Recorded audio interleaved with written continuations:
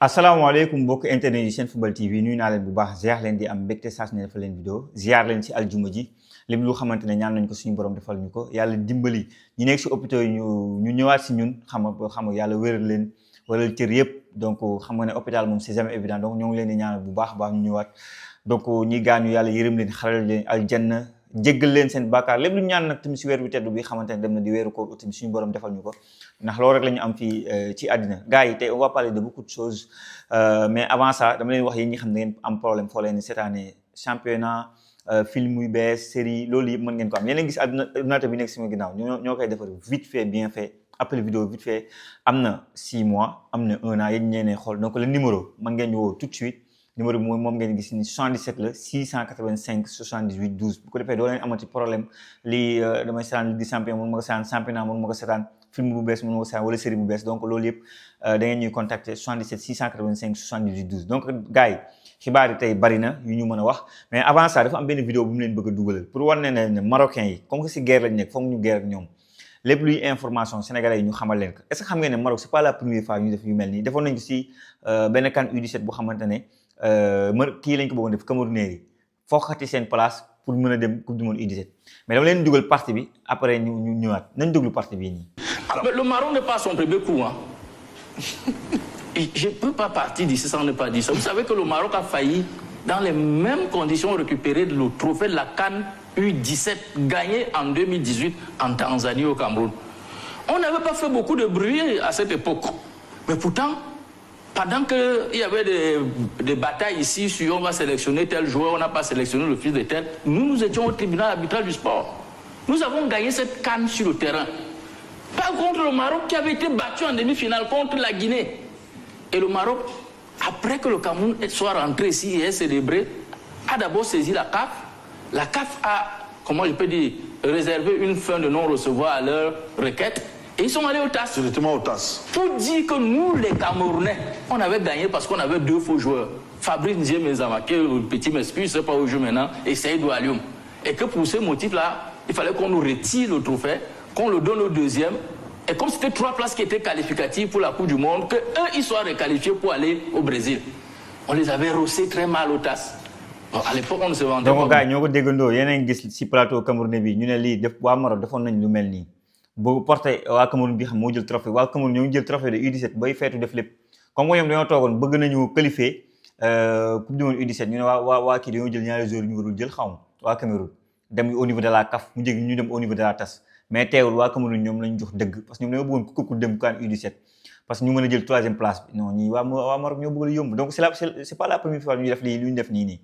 maintenant dafa am lu reetaan lu ma gis je pense gis ngeen nga club des avocats bi xamante ne mooy royal bu kii fédération royale football bu Maroc ñoo génne xam nga di xamale ne Sénégal suba war ñu féete seen coupe xam nga donc ñoom mën na leen sax plainte parce que ñoom jox nañ leen titre te démb suñuy avocats yi démb dañoo leeral lu leerul woon lu kenn xamul woon mooy que au niveau du jury d'appel ndekete li ñu notifié mooy li ñu notifié Sénégal mooy que Sénégal da nga ñàkk su tapis vert maanaam doon nañ la 3-0 mais yow Sénégal médaille bi da nga koy téye da ngay téye xaalis bi da ngay téye coupe bi kon coupe bi que ñun ñoo ko yor jamono bi mu nekk lu leer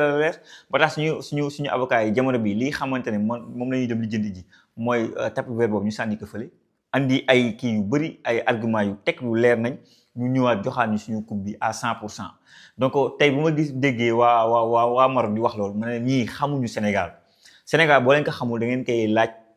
kii ni ñu koy waxatee da ngeen koy laaj waa Égypte bu ñu dajeek ñoom ñu laal seen laser bu ñu ñëwee fi stade Me Abdoulaye Wade dootuñu defate li ñu defoon xam nga donc yéen instant yi jamono dafa changé on est souverain pays bu am fulla ak fayda kenn duñu noot et je pense que beneen génération moo fi nekk génération bi nekk Sénégal nii c'est une autre génération bi xamante ne kenn duñu nangu nooteel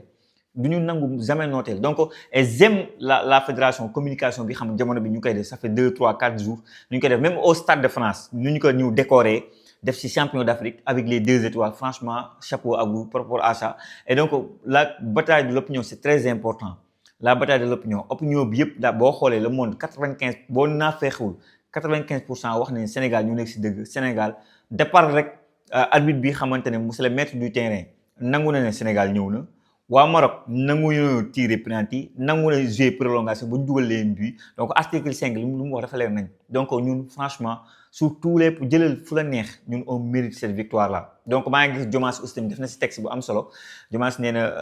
on va gagner sur le terrain on va gagner tamit dans les bureaux kon ko ñoom dans les bureaux lañ bëgg a gagner dans les bureaux inchallah dinañ fa am ndam bu mu ci ay je vois mal gisuma fenn fu Maroc mën a jaar ba gagner et je pense démb gis ngeen avocat bi ñu wax nee na si recours bi ñun d'accord nañ pour ñu def ko 2 mois urgent xam nga waa Maroc nag il faut que waa Maroc d'accord waa CAF d'accord bu ñu ko defee en 2 mois mu leer xam nga mais bu fekkee waa Maroc d'accord ñu waa CAF d'accord ñu il faut que tous les parties soient d'accord sinon mën na def 6 mois à 12 mois maanaam 1 an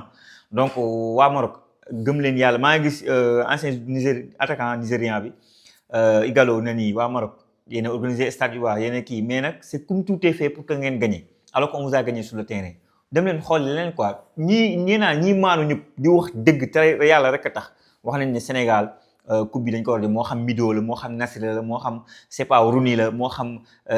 Eto'o la George Weah xam nga donc ñii maanu ñëpp di wax dëgg wax nañ ne Sénégal ndam li moom da moo ko moom quoi gars yi tey gis ngeen ne maillot yi on l'a présenté di wax ne maillot yi nag c'est disponible fii sur Senfootball TV moo xam bu weex bi nga bëgg moo xam bu vert bi nga bëgg moo xam na nga bëgg ñu defal la si 2 étoiles def si sa tour numéro bi nga bëgg loolu yëpp mën ngeen ko am fii sur Senfootball TV le numéro c'est le 77 352 31 01 ak yéen ñi nga xam ne ngeen bëgg ay blouson yëpp bu weex bi am na bu vert bi am na donc maillot bu weex bi tey lañ ko présenté est-ce que xam nga ne maillot bi sans boo leen gis communication maillot Iliman Ndiaye ñu njëkk a dugal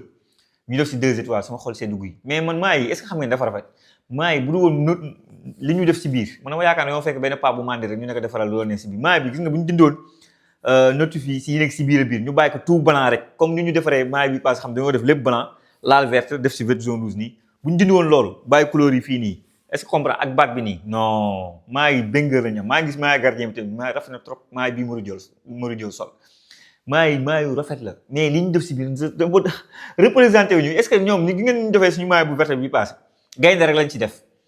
mu rafet wala mënoon nañ ci def comme suñu maillot 2006 yi comme que ñun baobab daf ñu représente ñu def si benn baobab jeex na xoolal bul si laalaat leen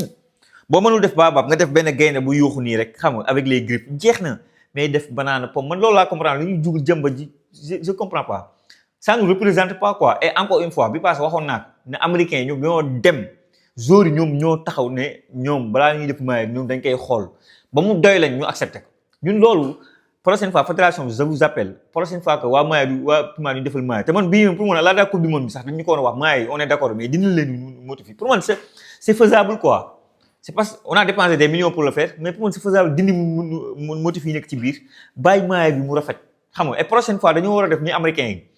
balaa ngeen di def maillot joueurs yi ñooy xool ba mu doy leen maillot yi ngeen di proposer bi leen doy ñu ñëw ñu présenter ko parce que c'est mieux que ngeen di ñuy defal lu xam wax dëgg fa yàlla la plupart des populations sénégalaises nanguwuñu maillot bi loolu rek mooy problème bi quoi en tout cas maillot moo nii ku si bëgg daal mën nga ñu contacter 77 352 31 01 moo xam bu vert bi nga bëgg moo xam bu blanc bi nga bëgg gis naa ne ñu bëri ñoo ngi jënd quand même bitim réew ak fii ci réew mi et merci pour la confiance bi xamante ne jox ngeen ko Senfootball TV merci à vous franchement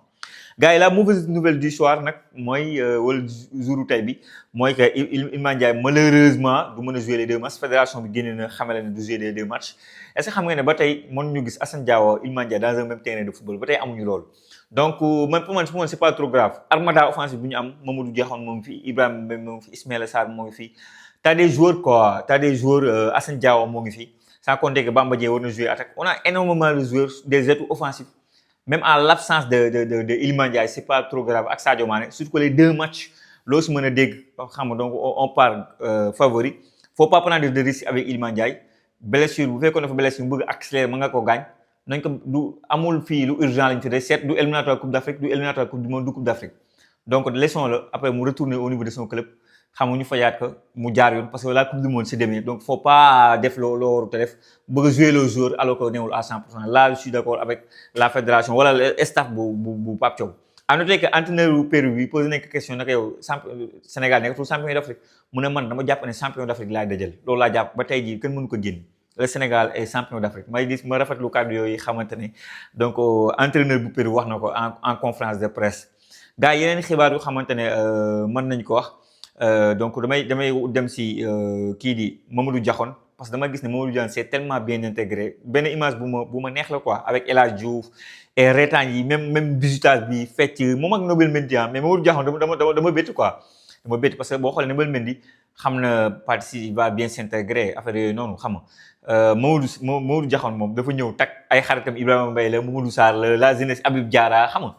ngay gis ne dañuy fo dañuy kaf dañuy ree mu nekk ay image franchement yu ma rafetlu lool et chapeau pour l'interrogation et El Hadj Diouf aussi tamit joue un grand rôle par rapport à ça et mu nekk lu nice lu xamante ne jamono bi ñoo koy def en équipe nationale du Sénégal permettre jour bu ñëw rek mel ni da nga fa nekk 100 ans loolu lu ñuy rafetlu la bu baax a baax donc demee incha allah ndam rek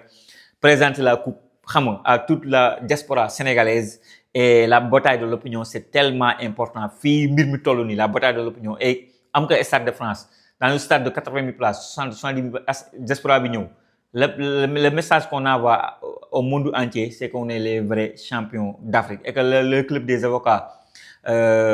des Marocains yi nañ dem sawite dem tëddi xam ne coupe bi moom du dellu gars yi yeneen information plutôt européenne je dirais que on parle de kii di Rafinha dafa blessé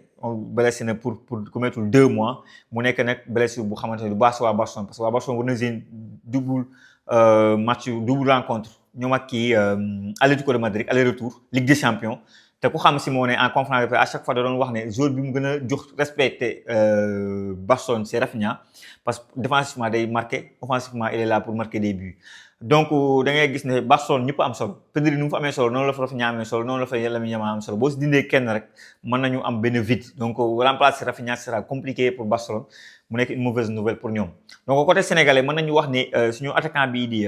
Philippe Kenny waa Rangers bëgg nañu ko jënd je pense que Rangers nag équipe bu baax la El Hadj bi demee ba carrière bi jeex pour mu jël trophée fa la dem jël trophée c'est plus facile de gagner des trophées là-bas te di ngeen jouer Europa League loo si mën a dégg te aussi boo jëlee un cas comme Abdallah Sima bi mu bëggee relancer carrière am fa la dem fii di Rangers donc Philippe Kenny pourquoi pas maintenant nag mercato bi des na lu bëri jërul brûler les étapes xam nga après mën nga xool lan moo gën sa carrière nga def ko donc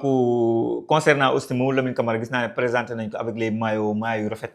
au niveau de Tripoli championnat Libye xamoon naa du bokk ci liste bi avec ce choix là de dem championnat Libye mais quand même on sera derrière toi Gaïndé on sera derrière toi parce que voilà bëggal nañ la jàmm bëgg nañ nga def carrière bu baax a baax bëgg nañ carrière bu mucc ayib maintenant xamoon nañ ne lii yëpp xamoon nañ que ne xam nga au niveau